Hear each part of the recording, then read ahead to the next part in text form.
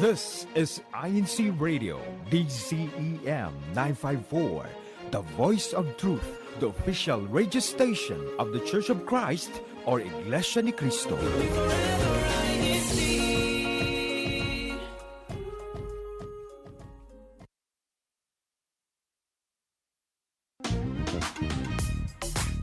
Good morning, good afternoon, and good evening.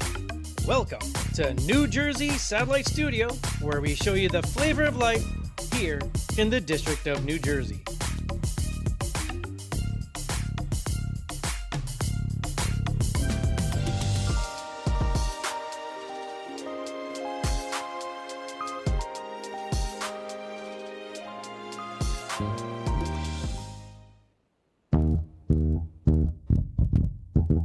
Hello, everyone. Happy Saturday, and welcome back to INCRadio, New Jersey. Today we're talking about something that everyone loves the flavor of. The flavor of money. Does money have a flavor? What does it taste like to you? Well, that's what we're talking about today, specifically how to keep more of what you earn and make it last longer. So as we all know, time is money. So let's dive right in. Today with me is Maricel. I don't want to say you're a super couponer because I don't know if you coupon, but you have a lot of financial advice. So hello, Maricel. Hello. Are you a good saver? Am I a good saver? I like to believe that I am. I mean, I put my money where my priorities are. I have some savings for retirement for my kids, and so I like to think I am. Are you? I like to buy stuff on sale. Does that make me a saver? I don't like to Definitely. I don't like to pay full price. Me too. And you both. I don't know who likes to pay. I if I can avoid paying full price, I prefer that. But I wanted to ask, do you actually coupon? I used to coupon. Did you actually like cut the coupons out of a paper circular? Well, now everything's online. Yes. A few years ago when I had a friend who's a big on coupons, and she's the one who taught me about buying the Sunday paper because they have that booklet. So I did. Yeah. And you can really save a lot of money, but it really takes time. Like I call it like the office, like she does the office work and then she just shares it to me, like, Marisol, this store has a sale and these are the coupons that you should be using. And it's so amazing, like how like when you're grabbing stuff from the store and like you already know how much you'll be spending, but then it's so exciting to see when you get to the cashier and you hand the coupons and it will just cut it down to like. It is very satisfying. I will say I'm not really a couponer, but I do subscribe to some rewards programs where you can earn dollars off, if you accumulate points. So if I'm going to be there anyway, might as well have those points count, right? So, and I do pay attention, and it's so hard, but you get profiled, obviously with all the stuff that you buy. So they tell you ahead of time when things that you buy are going on sale, which is helpful sometimes. I find that I debate with myself whether or not I should buy it now because it's on sale, even if I won't be using it in like another month. Do you have these debates with yourself? Once in a while, yes. Okay. So do you have a budget? I know you're a mom, you have kids. You also have your own business. So do you actually have a budget? I do and I don't, to be honest with you. Wait, what does that mean? Does that mean you just set limits or do you not count? So please explain. Sometimes like I put they say like you have to put a name to every dollar, so I you're giving me that face, like putting a name to every dollar. I can't name every dollar that I spend. That's That would be It's too difficult. it's difficult. Yeah, it is. That's why I said sometimes I do, sometimes I don't. But I kind of have like just a general amount in my head, like this is how, this amount will go to this Mhm. category and this amount will go to another category. So sometimes I am able to stick to it and sometimes I don't, to be honest with you. How about you? Are you able to, do you have a budget and you're able to stick to it? Okay, I used to have a budget, and now because I've automated a lot of the savings, I just assume all of the savings, retirement, and then I have different categories for savings like vacation, home expenses, my own personal expenses, fund money for me, and then fund money for my husband, and then our joint fund money. There's so many little savings accounts that I've created. So in that way, I think that's enough budgeting. And also, when I have the need to go shopping, like sometimes I'm guilty of retail therapy. So I try not to shop online, but I do put things in a cart and I do like heart things because I feel like, oh, let me come back to it. And I feel like I scratch that itch of buying.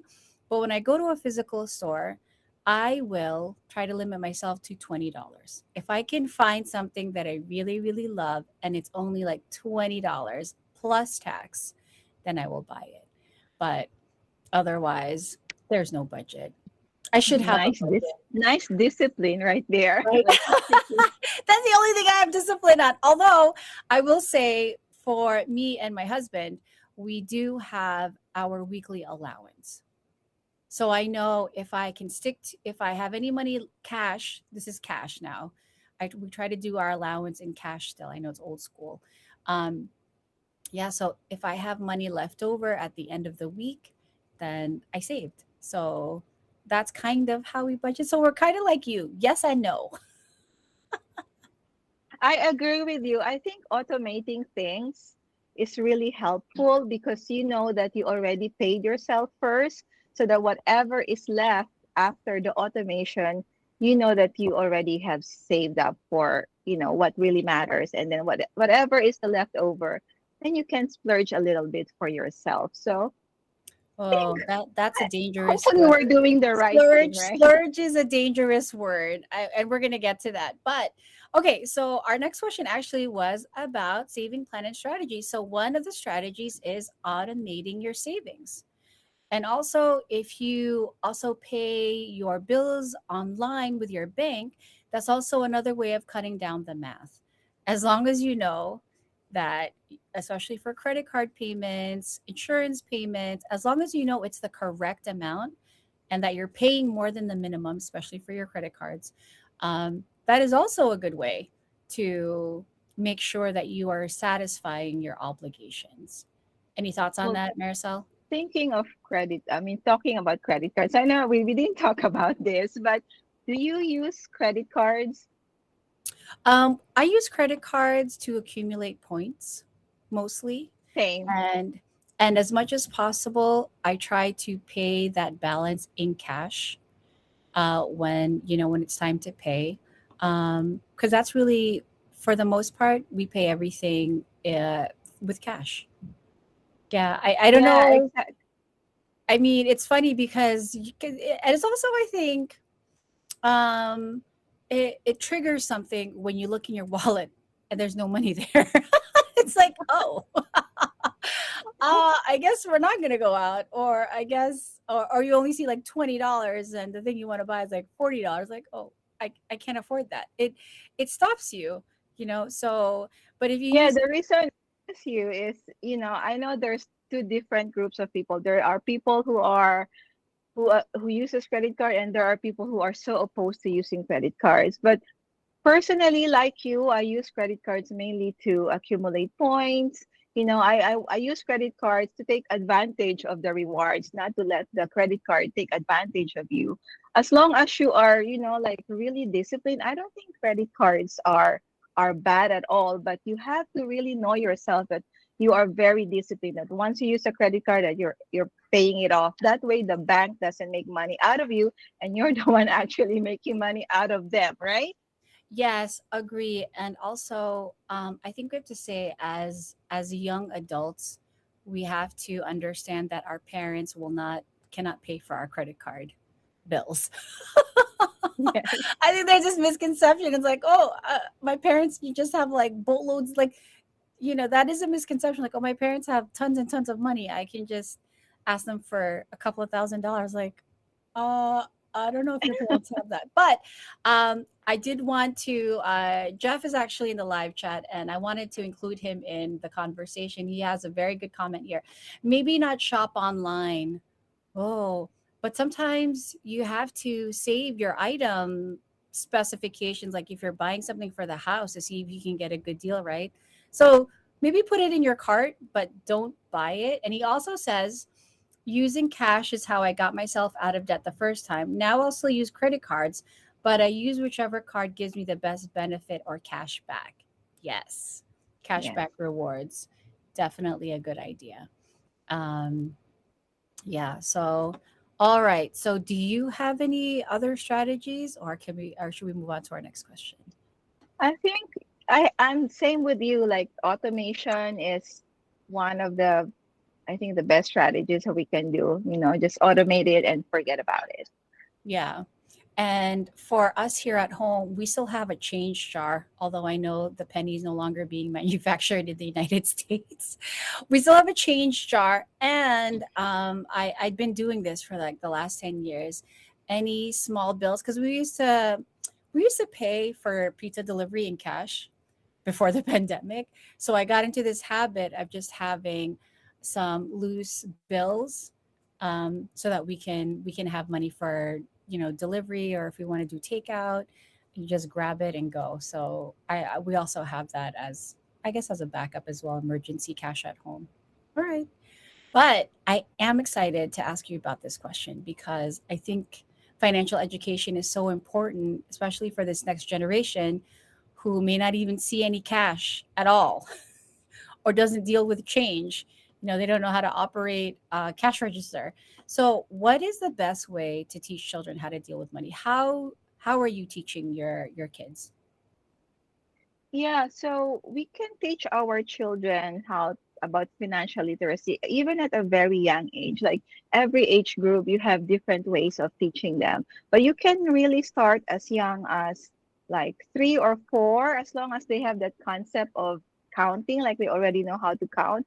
So like for that age group, you can teach them how to be aware what you use money for, or like stuff are not given to you for free, like you have to pay for it. So like simply taking them grocery shopping and they see that there's an exchange of money and commodities. I think that's a very very simple way of teaching them at a young age. And then also like taking them to museums where they have like this role playing of, like a little grocery store. Museums have that. Why And are they in museums? They're not in school. Like when I went to school, we had like a little store in the classroom where we all got to take turns paying the cash register. Now it's in a museum. yeah, I guess, they I do guess for, maybe yes. I also belong in a museum, Marisol. Why is the cash register in a museum? Oh, that makes me feel really, really old. Anyway, sorry to interrupt. Go ahead. And then as they get older, like maybe when between 6 to 11 years old, that's where you can really teach them more about money. Like when they ask for things, you have to teach them about needs and wants. Do you really, is this a need, or you just want this? And then you also teach them about, like delayed gratification. So say, for example, you're shopping online, you like they want to ask for something, you show them that you should, like you should shop around and show them that you don't just stick to, if you see this price, this is what I'm going to buy, because there's options out there. So simple things like that, like take them to a computer and show them that there's different ways to shop, and that you should shop around before deciding, or just maybe like what we do, like just put it in the cart, right? And after a few days, if you think you don't like it anymore, then that's not really a need, it's just a want, right? So yeah, simple things like that. And I have come across a financial advisor in the YouTube space years ago about the jar method. I don't know if you've heard of the jar No, method, what is where the core method? so a jar method, I actually have it with me here. I have three jars. So one jar is for spending, one jar is for saving, and one jar is for giving. So this is really good, brother Jeff. You listen up so that you can teach this to your future daughter. But what one good thing about the jar method is, like, you teach your children, if you receive money, you teach your children to save some, put some on the spend jar, put some on the save jar, and put some on the giving jar. I really like the idea of teaching them to put money on the giving jar. So it depends on you, like how you want to divide your money, but maybe like 40, 40, 20. So 40% for the save, 40% for spending, and 20% Wait, for okay. giving. Let's use a real life example. So you do this with your sons, right? Hmm. And so do you give them a weekly allowance? Like how do they get money?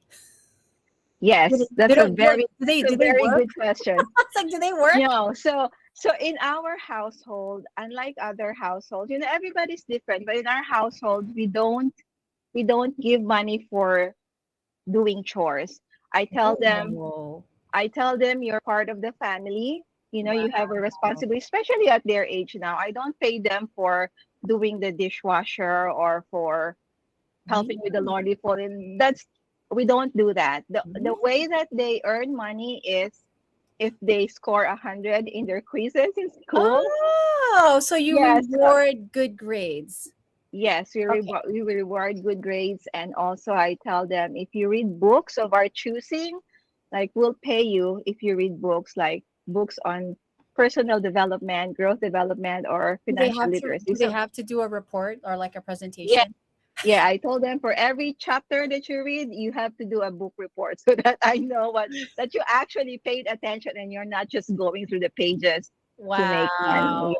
And also they get money from their aunts and their uncles, from their lolas and Birthdays, lolas. yeah. So that's how Mhm. they make money. Yeah, so I teach them to divide that money into these categories. Wow, that's intense.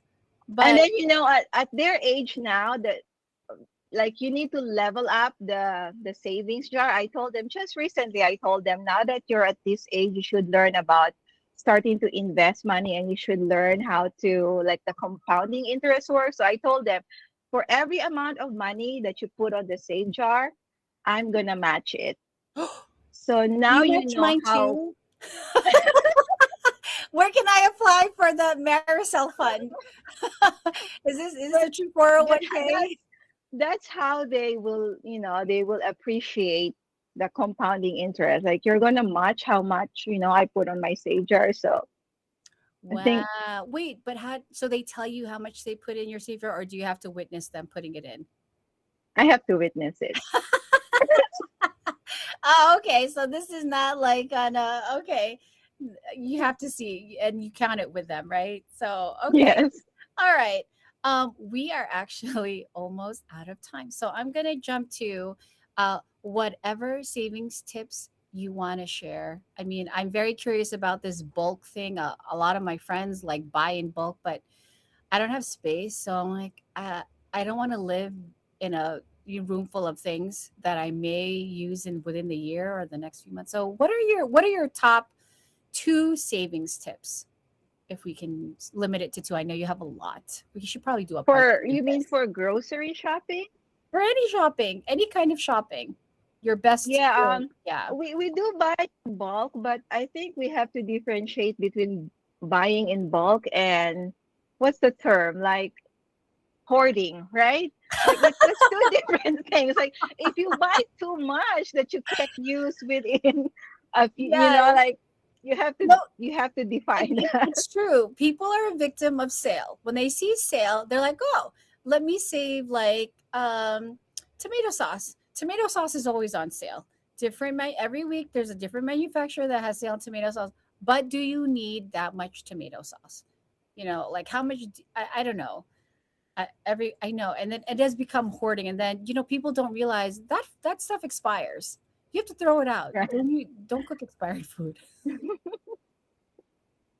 Well, one tip I can share for a family, like when you have kids, I know you see me going out with my family a lot, and you might think that, I'm spending so much, but I actually don't. I'm really a good saver. Like I I go look for deals. I am really for memberships. You will really save a lot of money if you like buy passes and memberships, because that pays for itself in 2 or 3 visits. So whenever you see me out there, doing fun stuff, I'm not paying for it each time because it can be very, very expensive. But Yeah. I pay for it outright in the beginning. That way I can just enjoy it for the rest of the year. No judgment, Marisol, if you want to splurge on your family. I do want to ask you about your opinion on retirement, saving for retirement. But I do want to say, saving money and saving calories. I split. Well, I can never finish anything on my own, so I kind of force my husband or whoever I'm with to split my meal. Like I won't. I'll offer it to them because know I won't finish it. And the portions that we get at like the diner, it's so big. I can eat it for like 3 or 4 meals if I really wanted to. So that's my quick saving tip. But yeah, what about retirement? Is it too early to save for retirement, Marisol? It's never too early. Like I wish I'd save like years ago, earlier than when I started saving. Because the compounding interest, it will really make a difference. Like you need to start now. But one thing I need to say about, like, I want to share, or like, this is my belief, like having children of my own, like as parents, you always think about your children's future, saving for college funds, or making sure that they are financially stable in the future, and you wanna start saving for them on their behalf, right? Mm-hmm. But I heard one of these financial advisors that I follow, which I truly agree, and it makes sense, that before you help your children, you have to make sure that you are stable yourself. So when it comes to retirement, you're not a burden to your children. Because you think of your children right now, right? You want them to be stable as adults. But if you have not saved for yourself, when it comes a time where you're not working anymore and something happens, like you have sickness and you're not prepared for it, who's gonna, of course your children are there to help you, then you're gonna be a burden to them. So your dreams of helping them while they were little, and now they're adults, and then they have to help you, like, it doesn't it doesn't add up, right? So like when you're on a plane, they always tell you when something happens to put your mask first before you help your children. That's the same thing with finances. You have to make sure that you already are set for a good retirement before you save money for your children. That way, when they're older, you're not going to be a burden to them. That's just me. I don't know. Some people No, might I totally agree. You know why? disagree. Because we have to be prepared for all the circumstances. So you have to prepare for the future. That's why it's important to save money. Not to, I mean, if you can avoid living from paycheck, I know sometimes we can't avoid it, but if you can save money, save for right now and then save for your future, because we have an aging population and insurance is very expensive. Medicare doesn't really cover a lot. You have to get supplemental insurance. You also need dental insurance. There's like so many insurance you have to get. And when you are retired, you no longer are, your company's not paying for your insurance because you're no longer drawing a salary. So, no, it makes sense. It makes sense. And everyone has to figure it out for their family. And we have to go because we are out of time. We have so many good comments. I know. I think we need to do a part two. I just want to say, I'm going to ask you for your shout outs and then we have to close out the show. But we want to say hello to Get Barrientos tuning in from Anaheim. We want to say hello to Renz Lupig, who's talking about a money calendar to track expenses. Abe Evangelista is there. And then we have Cheng from Winslow. We bring Baon. Grace also says that she's there as well. Random large containers full of change. Grace, please give those away if you can still find them. And then from Grace as well, I also started thinking of expenses of hours instead of dollars, and how many hours do I have to buy this thing that I want, and is it worth it? Yes. How many hours do I have to work to wear this sweater? Yeah, that's not worth my hours. But Maricel, your shout outs before we close out the show.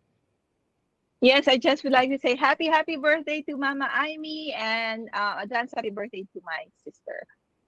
Okay. And also, everyone, please check with your local congregation for details on local events and the daily Bible study schedule. All right, and we have to go, Marisol. I know I really want to keep talking, but we didn't even cover half. I know. the and we were worried we don't have anything to talk about. But all right, we have to close the show. Thank you so much to everyone who tuned into today's show. If you found value in our discussion today, please like and subscribe for more content like this. And if you think this episode would be helpful to someone you know, please share the link with them. And if there is a topic you'd like to hear about or want to join us, feel free to reach out. And before we go, we'd like to thank our church administrator for their continuous support to INCRadio and allowing us to have this show where we can stay connected and learn together. We want to acknowledge our District Supervising Minister, Brother Alan P. Fernandez, our Assistant District Supervising Minister, Brother Ruben Bustos Jr., and our Christian Family Organization Overseer, Brother Royal Molin, and our District Multimedia Advisor, Brother James Malabanan. But we especially thank our beloved Executive Minister, Brother Eduardo Manalo, and our Deputy Executive Minister, Brother Angelo Manalo. We also want to thank our INT radio station manager, Brother Wally Tarai, and our techs there in the main studio. Before we say goodbye, oh, that was a mouthful. It's hard to say goodbye when you have so much more to say. We thank again all of our viewers, especially those in the live chat with all their comments, for taking the time to watch this episode. We'll see you again next week on the next episode of INC Radio New Jersey. Take care, everyone. Stay safe and stay warm. Be careful out there.